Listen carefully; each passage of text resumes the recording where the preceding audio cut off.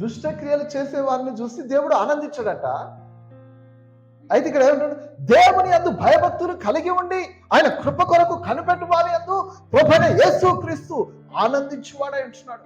నీ జీవితాన్ని బట్టి దేవుడు ఆనందించాలి, నీ ప్రవర్తనను బట్టి దేవుడు ఆనందించాలి, నీ మంచితనమును దేవుడు ఇచ్చినటువంటి మంచితనమును బట్టి నువ్వు చేస్తున్నటువంటి కార్యాలను బట్టి దేవుడు ఆనందించగలరు. మరి దేవుని ఆనందింప చేయరు, మనుషులని చాలా ఆనందింప చేస్తూ ఉంటారు. కానీ దేవుని ఆనందింప చేయాలంటే దేవుని యందు భయము భక్తి ఉండాలి. రెండో మాట, ఆయన కృప కొరకు మనము కనిపెట్టుకునే వారంగా ఉండాలి. హల్లెలూయా. దేవుని కృప వల్లనే మనము బ్రతుకుతున్నాం. దేవుని కృప వల్లనే ఈరోజు దేవుని యొక్క మందిరంలో మనము నివాసం ఉన్నాం. దేవుని కొరకు మనము పాడగలిగినాం. కాబట్టి దుష్టత్వానికి ఆయన దగ్గర చోటు లేదండి.